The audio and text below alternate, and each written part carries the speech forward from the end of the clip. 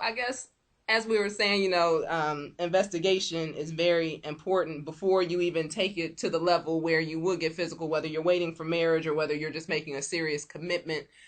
Before that, you really have to investigate that other person and see where they're coming from, especially in these days when there's so much degeneracy, so much just, it's just off the hook, it's ridiculous. What were did you do any investigation? Or, I mean, I know you have mutual friends, so that had to help a little bit with that. Hmm. Oh, most definitely, man. There's actually a joke that we have these events called couple retreats. You know what I mean? We don't go anywhere. We just stay in the house, but we have like different activities going on. But a common joke that we always have, and she's listening and probably turning red right now. That as a matter of fact, that day we went to the beach, like our second date. I was asking her questions like, do you plan? Do you breastfeed?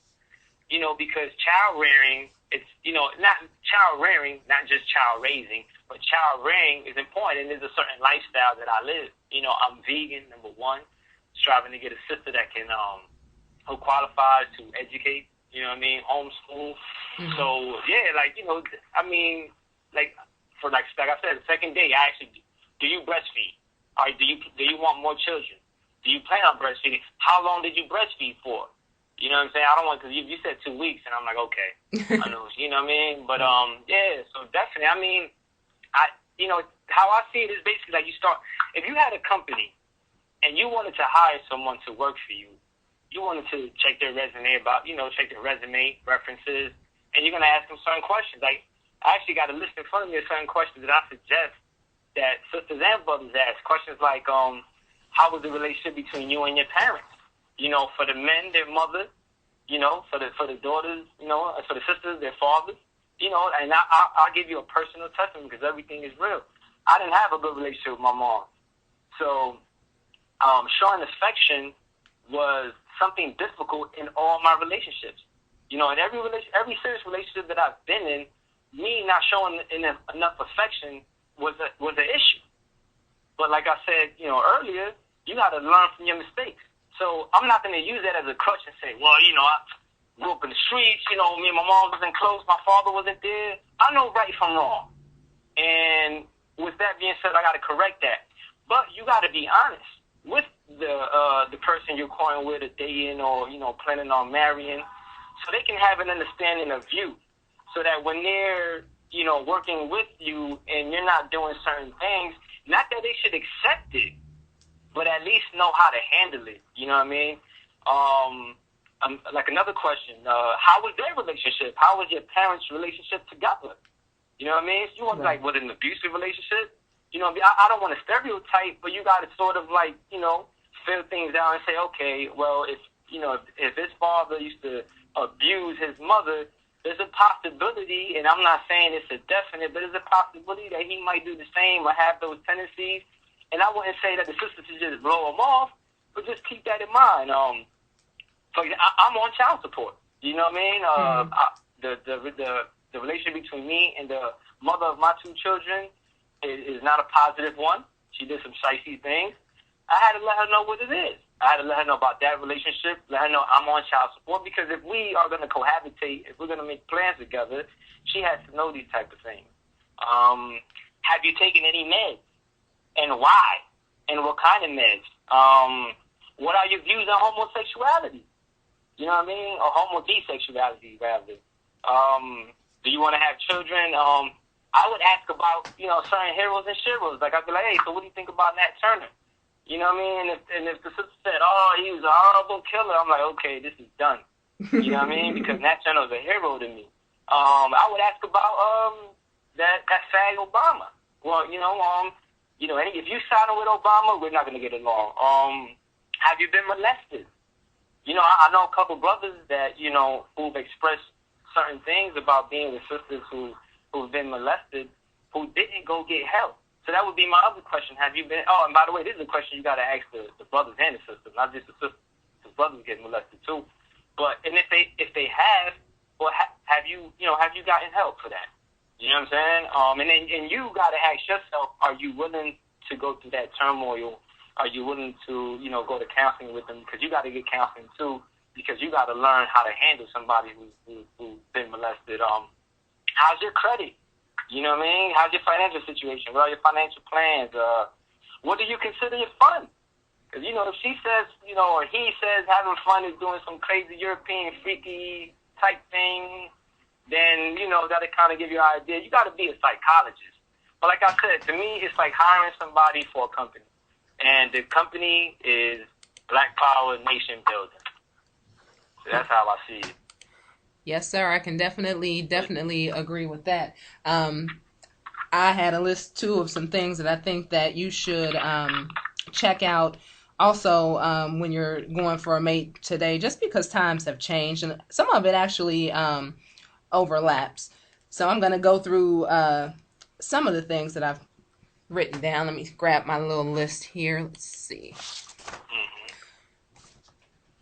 First thing I said, and I would say that this is for brothers, but actually nowadays it's for brothers and sisters. Get a background check on that person. Word. You know, because it's some crazy people out here, and you need to know if you would a mass murderer or, you know, men, you need to know if the woman's been in jail for assault because she might, you know, come after you and then you hit her and they get you for domestic abuse and your life is ruined. So find out if you're dealing with a crazy person.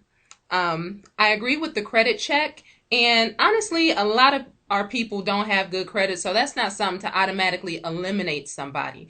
But definitely. But you do need to know that, because if they have bad credit and you don't know, and then you go buy a house later, you're going to be upset. If you know from jump they have bad credit, you can either, number one, start working to build their credit, or, you know, okay, we just got to save up some money and, you know, do some special financing or buy a house cash or, you know, whatever. But you'll know if that's going to be an issue. You can either start fixing it or make alternative plans.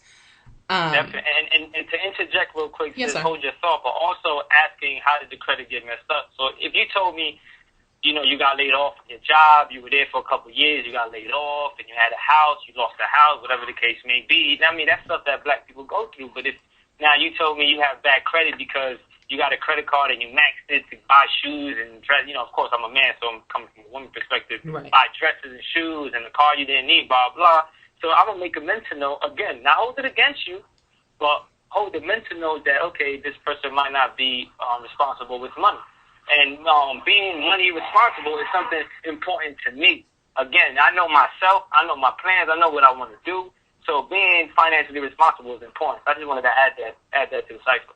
Oh, I definitely agree. Because if you do have somebody that has bad credit, it could be something as simple as, you know, most of us, luckily I was smart enough, or I shouldn't say smart, I was lucky enough to learn some things. They still had a couple programs in school when I was coming up, and my parents taught me very little, but enough, to be able to maintain good credit. But there's people out there who don't know how to write a check, don't know even how to write a money order.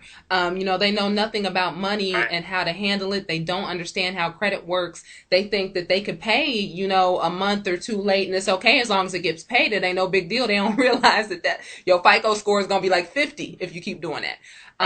They don't even know what a FICO is, you know, so that might be an indication that if they're humble enough, and that goes into their personality and getting to know who you're with, maybe you can show them a little bit more about finances and how to be responsible, because it could be that they just don't know, but they also have to be humble enough, especially if it's a man, to be able to take your advice. Not all men can do that, and not all women are going to want to hear that.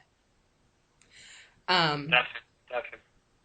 That leads into materialism. I think this is a bigger thing affecting women, but really men too. A lot of men, you know, are into their high tech gadgets and stuff that they don't need. They'll have a big car, but then, you know, live in a just a roach motel or something like that, just to showboat. But that's something you need to get inside their head, because when I was courting, I told my husband straight up, I will not marry you if you come and propose to me with a diamond ring. I don't want that. I don't want to constantly look down at my finger and know that that supposed symbol of our love may have caused somebody's bloodshed over in Africa. So, you know, I that was something with me. I don't want that show, but don't go out and spend all the money we could be using to build a life just so when your friends ask to see my ring, you look like a big man. He ended up, he asked me, okay, well, what do you want then? Because he's like, okay, well, you crazy. I don't know what to get you. What you want? I said, well, give me some rose quartz. Rose quartz don't cost nothing. I think my ring probably cost maybe $70. $30. $30. You should have said 70. Dang. Had me thinking I was worth something. But see, this is how we're in tune because my queen doesn't care for diamonds either. I told her that I wasn't getting her one anyway, but she's not into that. Another thing, like I told her, I'm not into flowers. You know what I mean? And she's not into that either. So I mean, it's because that can cause friction. Like I'm not into flowers, but there's some sisters out there that if you don't buy flowers, then all hell breaks loose. Yeah, that's very true. And I will say, I am into flowers, but I just tend to buy my own. That's just the kind of person I am. Like last year, I wanted some gardenias, so I was like, you know what? I'm gonna just do this and knock out two birds with one stone. I sent my husband gardenias to work. He thought I was being romantic, and I got my plants, and that's how it worked. Word. So you just, you got to make it work. You know how the other person is, or that's what you're finding out during the courtship process. And you have to find ways around things. And you also have to have a sense of humor. I know it's not that he don't care, but he ain't thinking about getting me. I don't know when the last time was he bought me a gift. He just ain't thinking about it. That's not on his list of priorities. He's out there trying to, maintain a household. So I do little stuff like that. And it's a joke. He's like, oh, yeah, so you got yourself some flowers? No, I got them for you. Yeah, they for me. But see, you get it, man. That's what I really, I respect that, and I love that about you because, I'm not trying to, jump on the women right now, but a lot of sisters don't get that. You know what I mean? They act like this fantasy, this romantic, and remember the root word of romantic is Roman, but this, we'll call it romantic for now, this romantic stuff, it supersedes nation building. It supersedes financial responsibilities. It supersedes, everything. And maturity. And I think that's one thing, that really sisters really, you got to really examine yourself and say, where did you get this idea from? That you're supposed to spend $10,000 on a ring and you live in the projects. Mm-hmm. Where did you get that idea from? That's very true. And we got it from all the fairy tales when we watched growing up, Rapunzel and Snow White and all these Peckerwood and Crackeresses growing up. I would suggest, this one's important, STD testing before you go there. I mean, a lot of people have heard what just happened with Mr. Michael. Now, we know he's out there like that, so we expect that kind of stuff from him. But even everyday people, when they end up getting an STD, they do not tell you. A lot of times, they'll just, go ahead, and it could be something you can't get rid of, and they'll just go on and marry you and pass it along. Right. I used to work for a health insurance company, and I heard a lot of stories like that, so don't play around. Find out. Don't just take somebody at their word. Yeah, man, that's crazy. Go ahead. I'm sorry. Were you about to say something? Oh, no. Oh, okay, I'm sorry. It sounded like I was talking over you. I would say meet their friends. And this is something that I didn't used to think is important, but I really am seeing the importance of it now because you can really judge somebody by the kind of friends that they keep. Up until very recently, my circle of friends did not really reflect me. Because I met most of them at a different point in my life when I was not as serious about a lot of things as I am now. And I noticed the more I started getting serious and the more I stopped biting my tongue and really was just outspoken about my beliefs, whether you like it or not, whether it hurts you or not, whether you're guilty of it or not, they started breaking away. And so I see now that you really can judge somebody by the friends because the fact that I kept them around as friends for so long really said something about me. So you really need to look at their friends because if they're really, really about it, most of their friends will reflect them. Even if they're not on that level, they'll at least be trying to get there. But if they're just complete degenerates, then watch your back with that person you're dealing with. Because when you have a problem, that's who they're going to go to talk to. That's who's going to be advising them. Most definite, sis. And like I said, I can really relate to that because of, coming from the streets. I have, different pockets of friends, I'll say, and, right now, I used to keep in contact with them. I used to go to the hood, every once in a while. But I can't even tell you the last time I went to the hood because I stopped acting. You know what I'm saying? I stopped, before it was held by the fact that we grew up together, we survived the streets together. But, I mean, literally, we don't have nothing in common.